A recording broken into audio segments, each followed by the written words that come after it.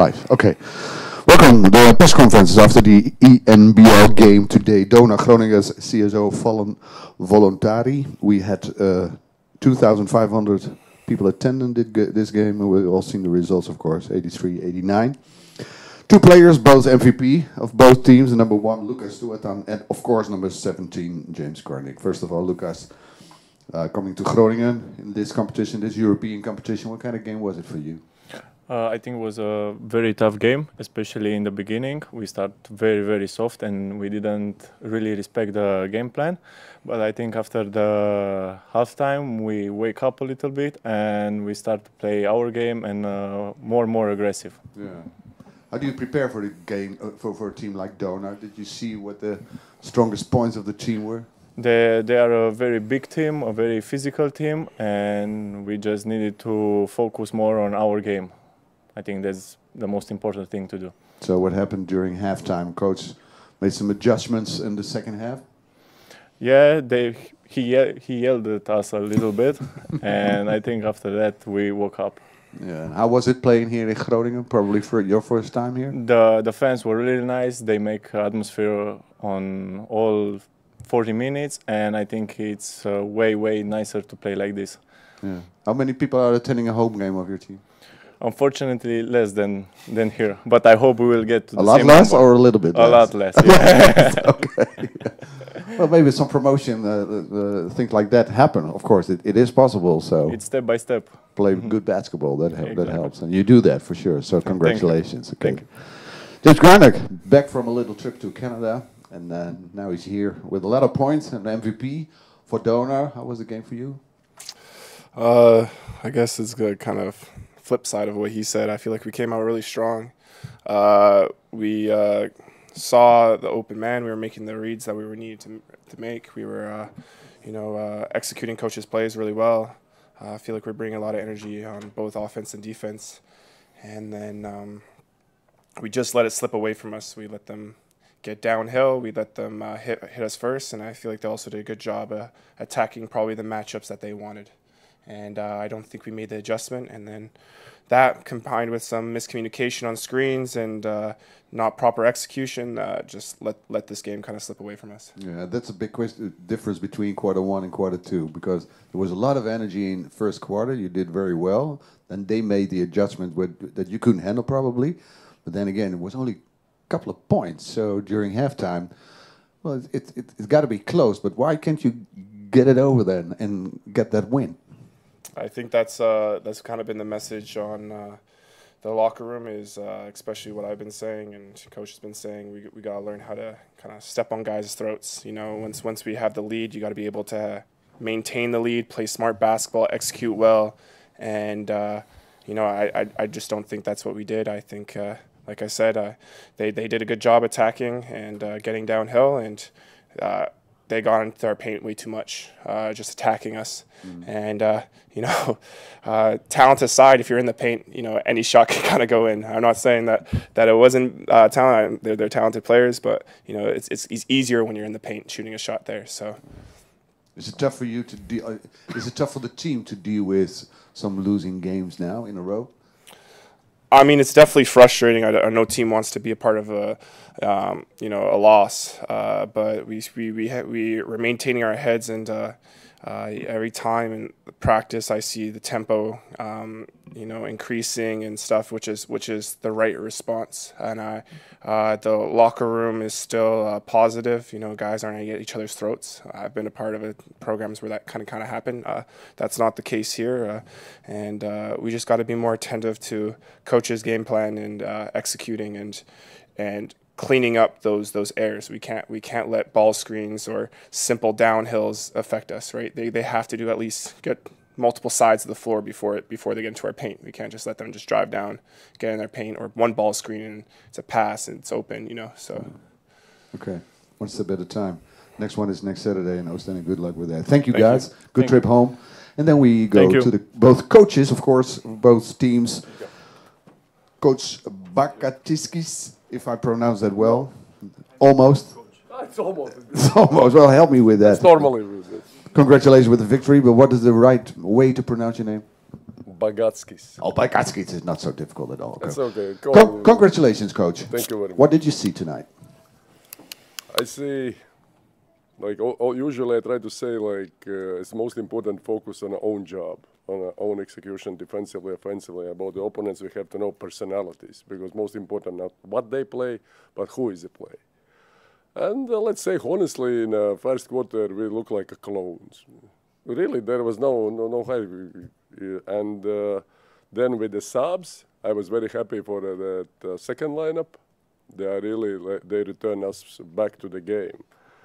And yeah, and the third, fourth quarter, that was like, let's say, like physical enough basketball.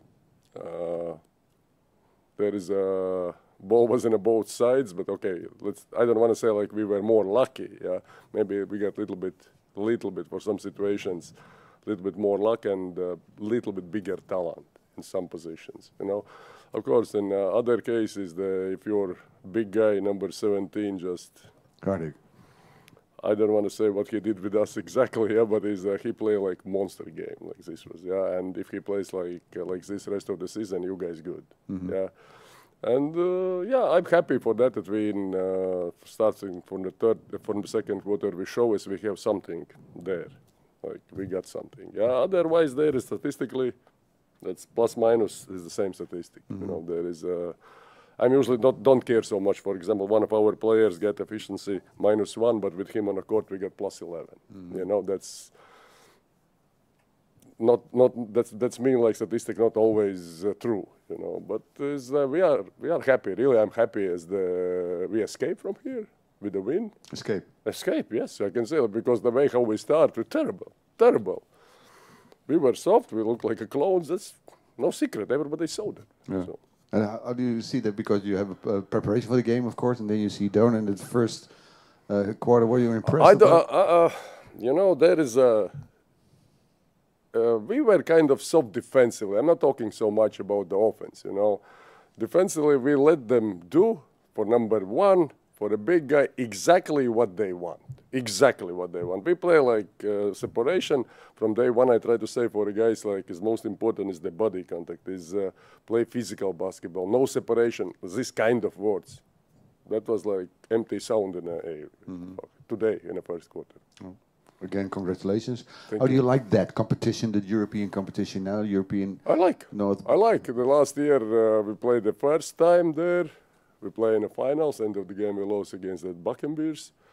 For small clubs, you know, I think it's not bad competition. For us, especially, we are the young club. We have like club plays in the top division of Romania for 40 years, you know. And now there is a project to build the gym in the next few years, you know. And for us, this competition very, very well, because 2 years ago when I came there, is the club playing FIBA Cup. They play FIBA Cup, but home games was in a neighbor city. So what is you play for the fans, you know, and for sure if you have so great facilities like here, so nice crowd, like of course, I know it about your team, a lot of things, you know. And with the Latvian national team years ago, with the Ukraine national team, I was in Holland a lot, you know, but I know probably all of your players, yeah. And you have good reputation in the market. I really hope as things goes well and you're returning back to that top level here. Okay, thank you very much, Coach. Coach Timars, talking about that first quarter, it was great. Everybody was enthusiastic, but the crowd got wild. And then what happened, in your opinion? We have to admit that we got a little bit out, you know. We wanted to respond, first of all. I'm sure that every player was eager to respond for Den Helder. And it was shown and it was demonstrated in the beginning. Second one, you know, when it's hard to maintain this level, as the coach said, the second lineup. We couldn't count on such a numerous second lineup. And, you know, it takes away a little bit, even though some blow-bys, some one-on-ones, some things that we could have controlled. With all due respect to the opponent and the number of players and the reputation and the quality or whatever, market value, whatever you want, I think some things we could have and we should have controlled better. Paint touches, some things that have been done in this way. On this level, you pay cash. Is it one of your issues as a coach that you have to do to change players during the game, of course, and then you see the big difference probably between first and second quarter, as an example? I am coach of Donar, not on a first starting five and a second five. There are no preferences. I think we are a team, and this is how it's going to be. I think the players from the bench also have enormous value, and I think only that in this, in this roster, that we had major things going on. These past weeks, we are without our starting four for a, so I don't want to go there. Deserved win because they were more mature, they were more calm in the clutch moments, and I think we can feel a bit sorry for some opportunities that we could have controlled better, and we didn't. Can you say anything about that last 2 minutes that you did a lot of substitute with Cardiff? Yeah, because we were training score. We wanted to have Philip maybe having the 3-pointer or at least space out in this way to take away the concentration in the paint. But I mean, it's once you can do it. Twice he scored a couple of points, but then of course you team adjust, go into switch and stuff like that. So it's hard in this level to be a surprise in a minute. You have to consistently be good, and if you don't, there is a very small margin. Tohatan played an amazing game, touched the paint so many times, and I think he was a key player for them today, even though he's not the top player for them, but he was today, and this is the value of such a team that play that level. We talked with James now a couple of games in a row that it's tough, not a big loss, but it's a loss. How do you deal with it as a coach and keep it up in the team, working hard, making progress? Because we could see now the energy was there for 40 minutes in the team, so I guess progress is going on for sure. Yes, but let's not forget that we are in a different and a pretty tough competition. So that's something that if we step out from the Dutch context, even though no excuse for Den Helder or something that but I think that that this team is making progress and we can control what we can. Every game we go to win.